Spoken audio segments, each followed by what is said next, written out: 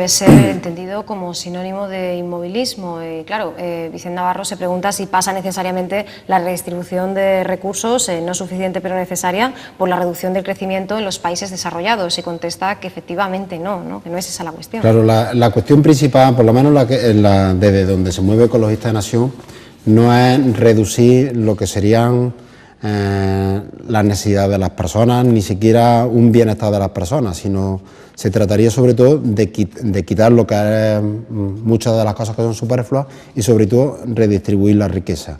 Es decir, si nos planteamos cuando se hacen las medias del impacto que tiene la población del norte, no es lo mismo el impacto que tiene las clases altas que las clases bajas. Entonces ahí nos tenemos que plantear en principio una redistribución de la riqueza, que esa redistribución de la riqueza muchas veces desde ecologistas como se plantea es una redistribución del trabajo sin que por ello tenga que caer las rentas también del trabajo. No sé si me está explicando, pero que se trataría de intentar de que las personas pues trabajemos menos horas y parte de ese trabajar menos no tenga por qué reducirse nuestra renta de trabajo, sino que se puede compensar a través de lo que sería un salario diferido. Es decir, si tú ganas menos o ganas lo mismo, pero tienes garantizar la vivienda por la que apenas pagas, tu bienestar no se ve no disminuido. Y es que esto nos lleva a redefinir incluso la noción de progreso. Las necesidades humanas y no la acumulación de capital deben ser, desde este análisis, a la luz de este planteamiento, el fin y el punto de partida, ¿no? Claro, el modelo actual económico que tenemos es el capitalismo, por el que, según dicen, la riqueza se hace a través de una mano invisible, a través de la oferta y la demanda. Esa mano invisible no existe porque son las grandes, quien hoy manda, son las grandes multinacionales, las grandes empresas, y son las que definen el qué se va a producir, cómo se va a producir y para quién se va a producir. La alternativa que tenemos que plantear es que esas tres cuestiones, qué se produce, cómo se produce y para quién, tiene que estar en manos del pueblo, en manos de las personas. Entonces ahí es donde está el reto. Y entonces en ese paradigma de cómo hacerlo, una de las cuestiones que tenemos que tener en cuenta es todo lo que es la preservación de los ecosistemas que actualmente existen, porque si no se preservan los ecosistemas no habría nada que distribuir.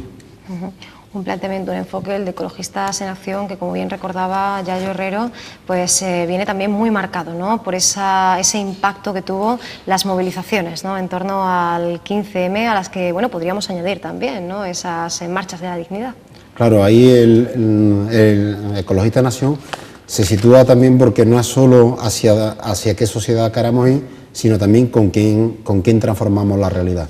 Entonces Ecologista Nación tiene claro que tiene que transformar la realidad con aquellos movimientos que quieren un cambio de sistema, que hablan de democratizar, de cambiar el modelo económico que tenemos capitalista y hacia un modelo, podríamos, socialista o como queramos llamarle, donde realmente la democracia está en las personas y no el poder esté en unos cuantos. Entonces la alianza que establece Ecologista Nación es con estos grupos, con esta izquierda transformadora. Entonces desde ahí es donde intentamos nosotros pues introducir este concepto de crecimiento entendido como el tener en cuenta lo que son los límites del planeta.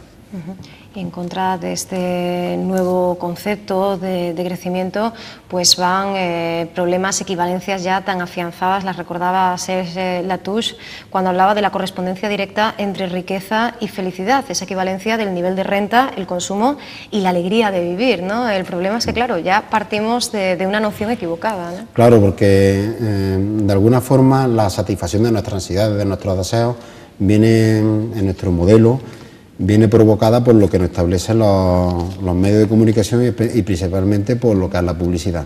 Entonces algunas veces pues tenemos nuestra necesidad de descanso viene marcada porque tenemos que descansar en tal colchón o nuestro tiempo libre viene marcado porque tenemos que irnos a tal sitio de vacaciones. Si no te vas, pues estás como un poco al margen.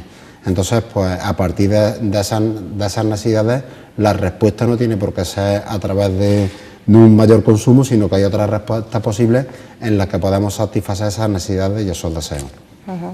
se acude ahora a teorías como la de la economía convivial, de la que hablaba Ivan Illich, o bueno, pues un modelo más similar a las sociedades de la abundancia de la Edad de Piedra, descritas por Marshall Sahlins.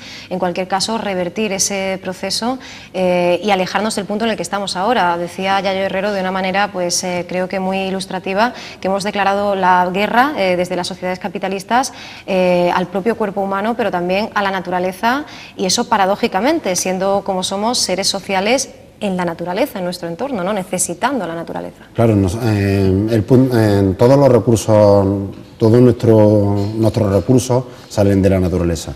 Entonces ese tiene que ser el punto de partida. Por tanto, tenemos que ir haciendo modelos donde eso sea la cuestión principal. Y eso no significa necesariamente que tengamos que vivir en la miseria, sino que podamos vivir bien sin tener que malgastar el planeta. Entonces hay algunas frases que es vivir sencillamente para que todos podamos vivir, que responden a esos modelos. Hay experiencias donde esto se está llevando. La única cuestión es que yo no creo que esas experiencias en sí sean transformadoras. Esas experiencias sí pueden ser un modelo en el que podamos seguir. Si esto no se transforma en política, es decir, si esto no lleva a un cambio en los modelos políticos, estos se quedan como en pequeñas islas que a lo mejor tiene un impacto, pueden ser ejemplares, pero que luego no llega por cambiar este modelo. Y a un ejemplo, quizás el otro día leíamos donde Andalucía es quizás donde más producción ecológica hay, sin embargo es donde más productos fitosanitarios se consumen. Es decir, se está dando a la vez unos modelos donde serían, entre comillas, decrecientes, frente a unos modelos donde realmente estamos echando por tierra pues, todo lo que es nuestra riqueza. Entonces hay que compaginar las dos cosas, un modelo que puede servir, ilustrar de ejemplo, pero si eso no lleva a una transformación de nuestra sociedad, ese modelo nunca tendrá un impacto real sobre lo que es la mejora de nuestro medio ambiente y de nosotros mismos. Claro, Carlos Taibo recuerda que no se trata de reducir los niveles de consumo y producción a cero, sino de reconstruirlos para que pues sea posible el rescate de esa huella ecológica además que hemos ido generando, ¿no?, en el camino, aunque nos queda desde luego por ahí un itinerario largo, ¿no? Queda mucho, porque la huella ecológica es como las hectáreas de terreno que necesitaría cada persona para poder vivir. Esa huella ecológica en los países desarrollados, pues ahora mismo creo recordar que cada persona necesitaríamos 1,7 hectáreas. A partir de un mayor consumo estamos ya pues gastando lo que sería el patrimonio del planeta. Y a nivel planetario hemos sobrepasado esa huella, pero ese sobrepasar esa huella no es de forma simétrica, sino que en los países ricos gastan mucho más que lo que son los países empobrecidos, mientras que la mayoría de la población no llega a consumir la parte del planeta que le corresponde. En los países desarrollados pues sobrepasamos. Y dentro de los propios países desarrollados estamos hablando también de las clases sociales, es decir, hay estudios que plantea Alberto Garzón, donde ves que una minoría es la que tiene la gran riqueza, mientras que una gran mayoría pues no tiene esa riqueza. Y una cuestión, venía reflexionando, cuando tú haces... hay sitios donde te calculan tu huella ecológica, sí. Y una de las cosas que pone en la huella ecológica es el transporte que tú realizas. Entonces es donde además mayor huella ecológica hay. Pero no es lo mismo que ese transporte lo hagas tú por capricho, por vacaciones, cuando vas por una necesidad, es decir, cuando tú tienes que transportarte de tu casa al trabajo. Esa huella ecológica, cuando tú haces los cálculos, te la imputa a ti, y realmente debía imputárselo a la empresa, porque el tiempo que conlleva de ir al trabajo y la gasolina que tú consumas para ir al trabajo no es en beneficio propio, sino que es de alguna forma parte del tiempo que tú le prestas a esa empresa. Entonces, ese cálculo habría que afinarlo, porque algunas veces crean, cuando tú ves el consumo que tienes, hay un consumo del que tú no dependes, tú no puedes prescindir de él porque necesitas para trabajar, ¿vale? Julio Anguita ha hablado largo y tendido sobre este tema. Hace algunos años, en 2010, en el mes de noviembre, realizaba esa mesa redonda junto con Eduardo Sevilla, la emergencia del decrecimiento, y este concepto sigue apareciendo, ¿no?, en algunos de sus textos, en algunas de sus más recientes publicaciones.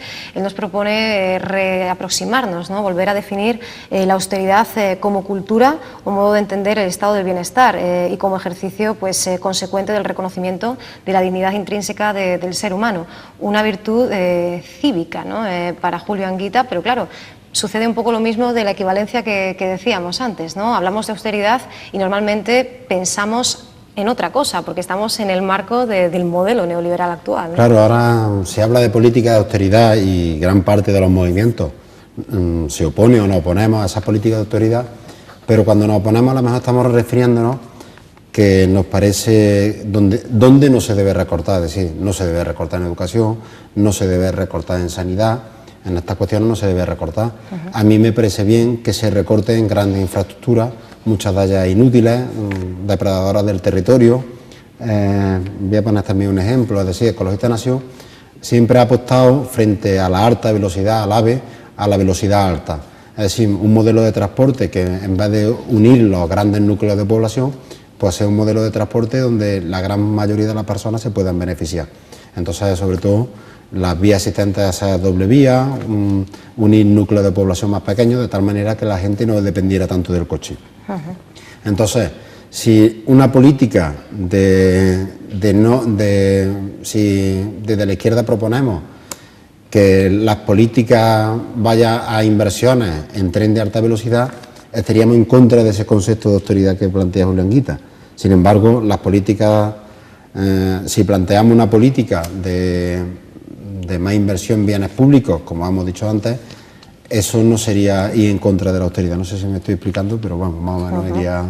Y de hecho tú ya has nombrado pues esas tres grandes posibilidades que el excoordinador general de Izquierda Unida y referente, impulsor de Frente Cívico Somos Mayoría, señala como bueno, pues posibles necesarias soluciones de un empleo útil e inmediato, la sanidad, la educación y bueno, la regeneración del medio ambiente, pues obviamente como motor de una economía basada en el desarrollo sostenible. Y sin embargo, pues bueno, las siglas nacidas al amparo de esta conciencia se siguen sintiendo y percibiendo por parte de la ciudadanía alejadas, ¿no? Cualquier movimiento ecologista parece pues ser identificado pues con una causa concreta que está pues como muy distante, ¿no?, de la vida en la urbe, y lo cierto es que, como decíamos antes, volvemos a lo mismo, dependemos de la naturaleza. Claro, el tema, el concepto que tienen muchas veces muchas personas del movimiento ecologista es que se preocupan por los animales y no se preocupan por las personas. Claro. Sin embargo, hay una parte que esto desde Ecologista Nación se plantea mucho, que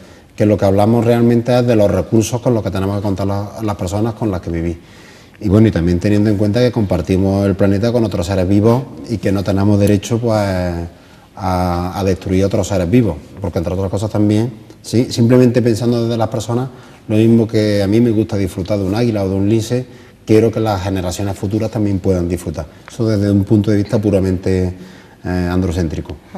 Y entonces, pues, desde Ecologista Nación, todas estas cuestiones se plantean pues desde un punto de vista, diríamos, político, y no solo desde un punto de vista conservacionista de mantener una isla, sino teniendo muy en cuenta lo que es el factor humano y también el factor trabajo.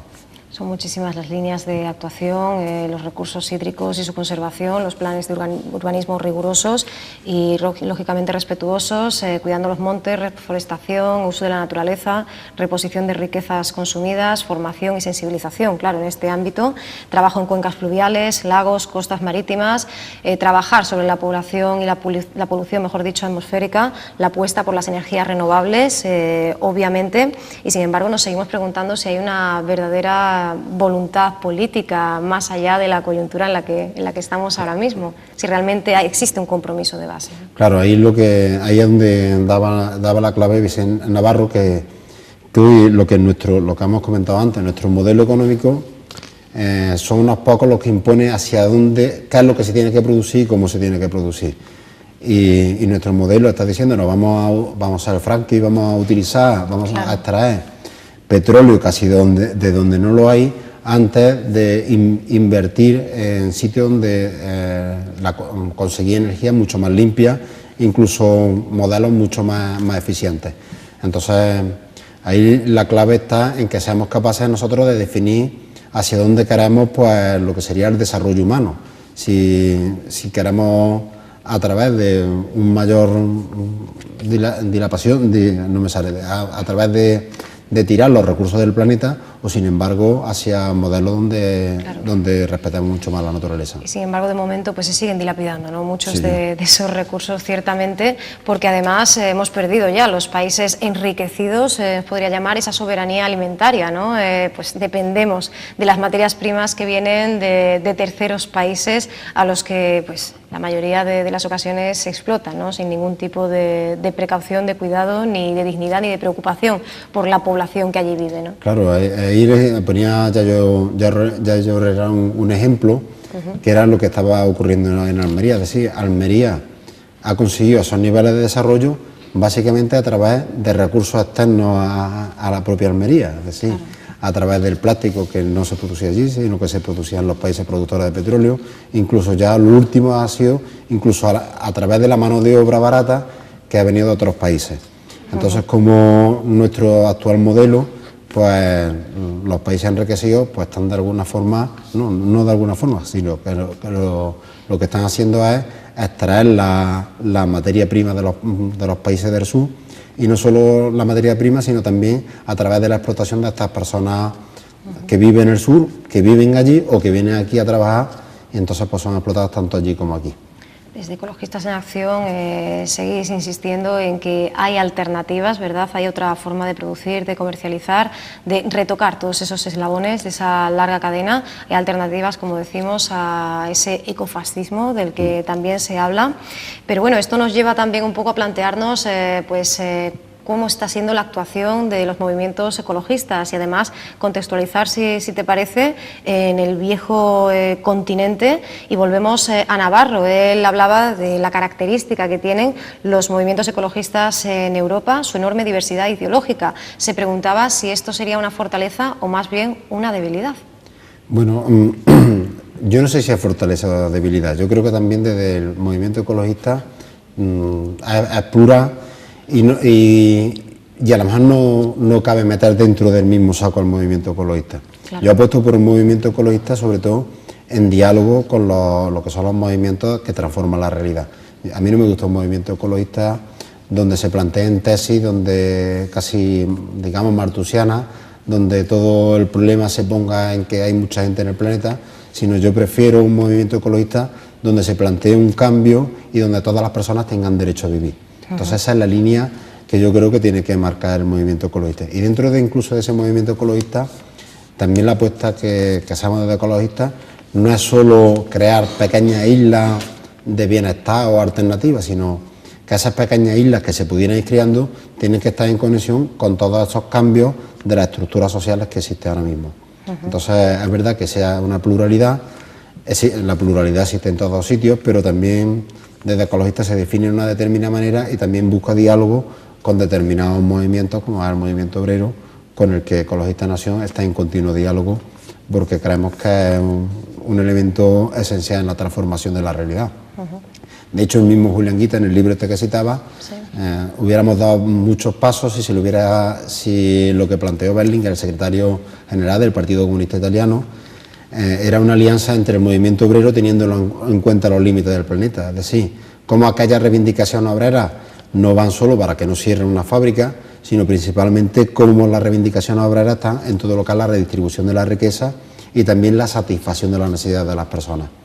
Entonces, mucho hubiera cambiado si esos planteamientos que él hacía hubieran ido en esa línea, y no como ha ido, donde una parte de lo que era la izquierda pues ha ido dentro de las líneas neoliberales, donde lo que se trataba era de engordar la tarta y de ese engorde de la tarta pues rascar un poquito de las que se pudieran beneficiar la población. Creo que hubiera cambiado un poco la realidad que ahora mismo tenemos.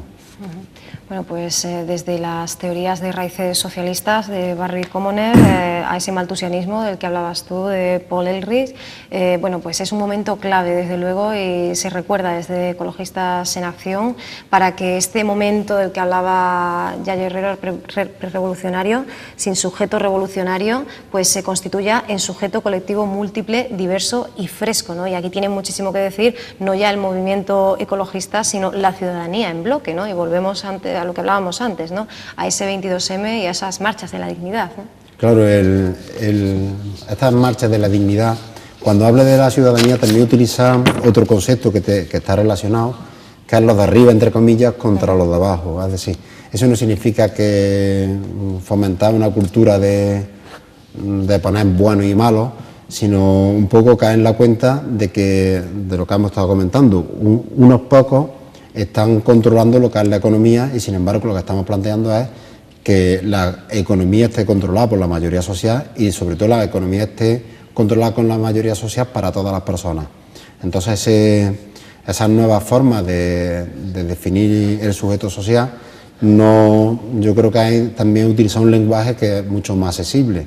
Es decir, cuando hablamos de movimiento obrero, pues básicamente pensamos en el trabajador o la trabajadora que trabajaba en la fábrica, que durante un tiempo transformaba.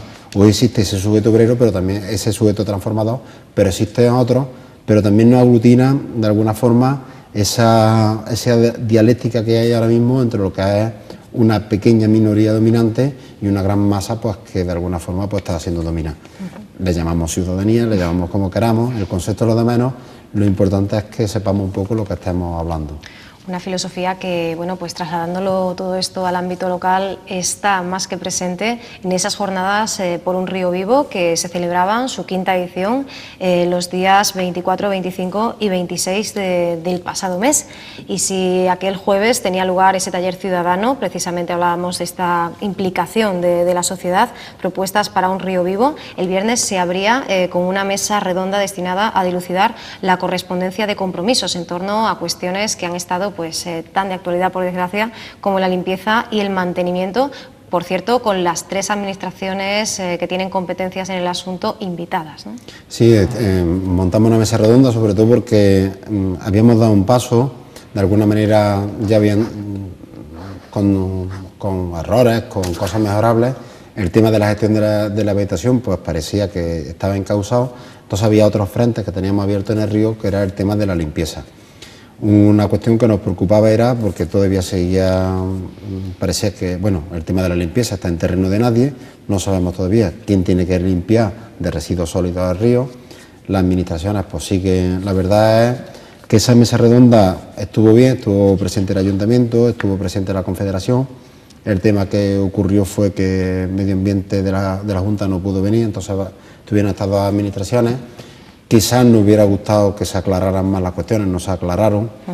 La Confederación pues afirmó que lo que era la limpieza de residuos sólidos que hay en los márgenes del río tiene que hacerlo el Ayuntamiento, pero en ese momento pues ya no estaba el Ayuntamiento, pues que viéramos qué planteamiento tenía. Entonces nos queda el reto pues seguir achuchándole a las 2 administraciones, primero que lo aclare y si es competencia del Ayuntamiento que haga un plan de limpieza de lo que son el río Guadalquivir.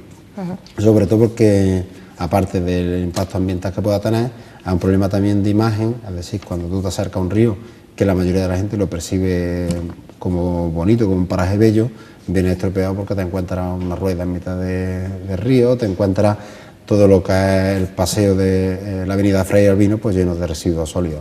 Desde la Plataforma por un Río Vivo, además, recogéis, ¿no?, esa instantánea del martinete, ¿no?, con ese barbo sobre la rueda. Sí, ¿no? Hay un amigo nuestro, Juan Manuel, pues hay una imagen que es espectacular, que se ve un martinete comiéndose un barbo del río y está encima de una rueda de una bicicleta que estaba allí invitada.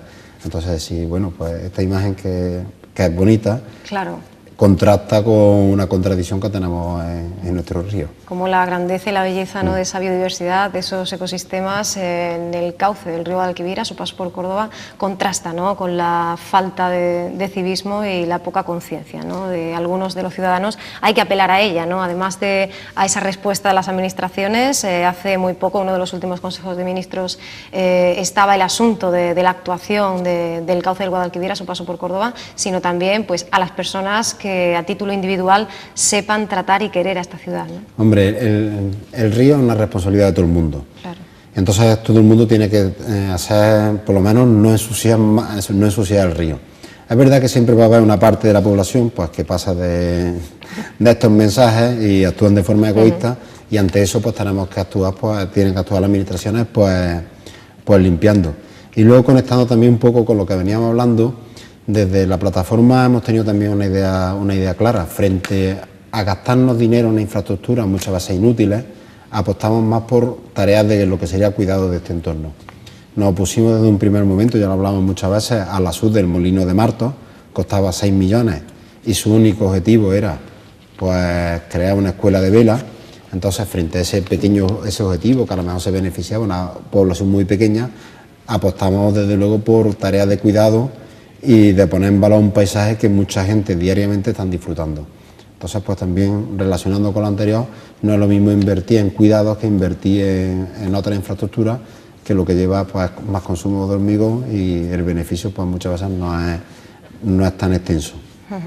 Bueno, pues era especialmente importante, ¿no?, que se desarrollara, que llegara a una nueva edición esta cita, estas jornadas, que bueno, más tarde nos ofrecían esa ponencia, y seguimos repasando el programa, la erosión de los suelos en la provincia de Córdoba, en la proyección del documental Cuida tu suelo. Y bueno, el sábado, como clausura, ya clásico, acostumbrado paseo, el 15º ya, que tú dirigías, y bueno, también tratando de que eso de que vivimos de espaldas al río pues sea una falsedad completamente, ¿no? Claro, la primera intervención, que fue la charla sobre la erosión, fue muy interesante, porque era intentar ver, porque tú ves cuando llega el río, vienen las crecidas, con la que caen unas cuantas gotas, pues viene una cantidad de barro que es importante. Una parte es lógica que siempre exista, pero cada vez hay unos modelos agrarios donde se utiliza mucho herbicida, elimina toda la cubierta vegetal, entonces, sobre todo en el olivar, entonces hace que la tierra se erosione con mucha facilidad. Nos presentaron alternativas donde ya existía para evitar que se produjeran grandes cárcavas en la campiña, con la consiguiente pérdida de terreno fértil, y luego como la consecuencia también que tiene de una gran cantidad de sedimentos, que cada vez es mayor la que lleva el río Guadalquivir. Entonces esa fue una cuestión.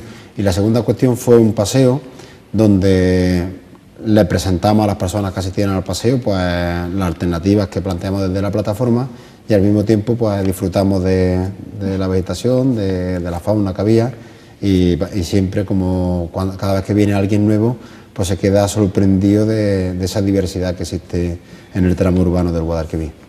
Protección y promoción del río, no solo a su paso por Córdoba. Las últimas noticias nos siguen llegando, ¿no?, desde esas actuaciones de la autoridad portuaria, y hablamos otra vez, ¿no?, de ese plan de dragado en Sevilla, del concepto, ¿no?, de río que se tiene por allí. También pues las comisiones de trabajo de biodiversidad y aguas del Consejo de Participación de Doñana se reunían el 20 de marzo en Hinojos, ante pues la idea de elevar al Pleno la propuesta de informe negativo al proyecto de defensa de la margen derecha del río Guadalquivir en este parque nacional, ¿no? Estamos volviendo un poco a lo que decíamos al inicio, ¿no?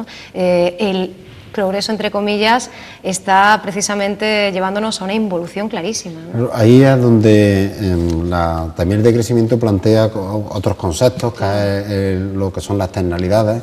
Es decir, que la obra esta que se va a hacer en el Guadalquivir, este dragado para facilitar el transporte hacia Sevilla, pues lo que mide en términos económicos es la inversión que supone la obra y todo el movimiento que a través del comercio pues se originaría. Sin embargo, no se computa otros gastos que conllevan, unos gastos ambientales, incluso unos gastos económicos. Si este dragado parece que puede afectar gravemente a todo lo que es la fauna, la ictiofauna, y gran parte de la pesca que se realiza en la zona del Golfo de Cádiz, de alguna forma la mayoría de las especies en algún momento pasa por el estuario del Guadalquivir para alimentarse de los nutrientes.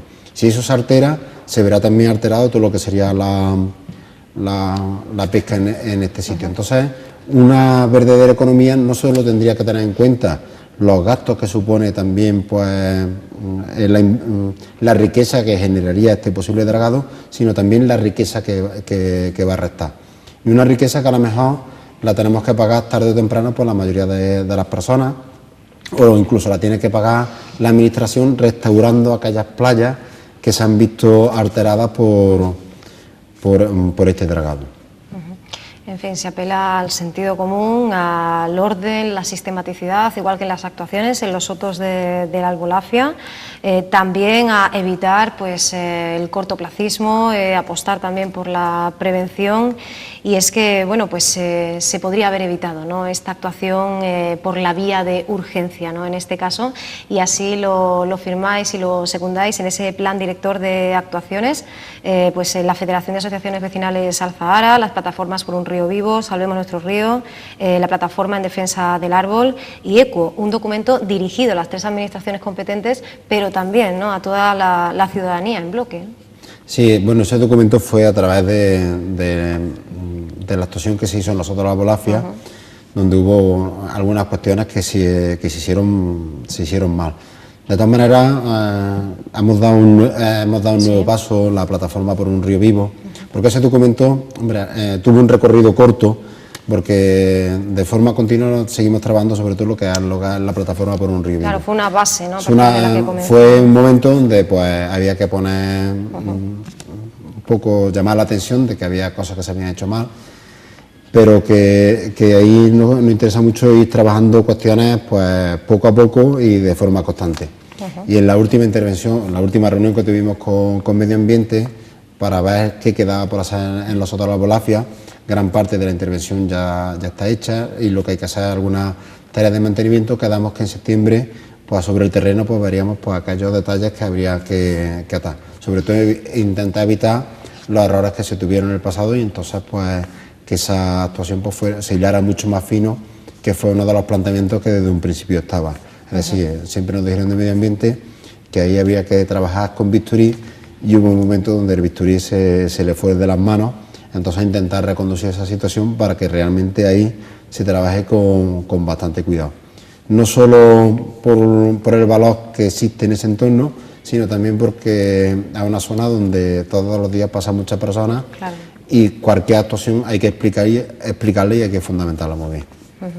Bueno, pues que se preserve efectivamente, que todas las políticas se activen en esa dirección de preservación, promoción, protección de nuestro río, y que no sufra la naturaleza el impacto de los vaivenes políticos, de intereses sectoriales, y bueno, simplemente, como decimos, ¿no?, de ese camino siempre tan empedrado, tan difícil y tan dificultado por diferentes posiciones y posturas. En unos meses, por tanto, bueno, que ya nada, ¿no?, después del verano veremos, ¿no?, en qué queda esta decisión, estos encuentros en los que debe ser, por supuesto, protagonista, no solo los colectivos, sino toda la ciudadanía, ¿no? Sí, básicamente lo que en la jornada intentamos abrir lo que, y nos queda por presentar los documentos, abrir la reflexión a todas las personas de marcar un poco más las actuaciones que quedan.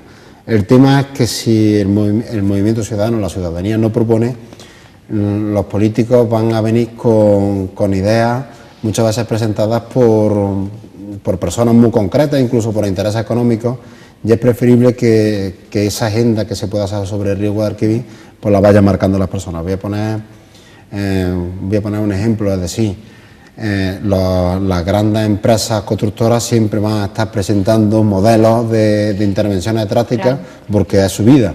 Y además la crisis ha puesto también de manifiesto porque muchas veces esos políticos eran tan proclives a que esas grandes obras se llevaran a cabo porque había en muchos casos una caja B.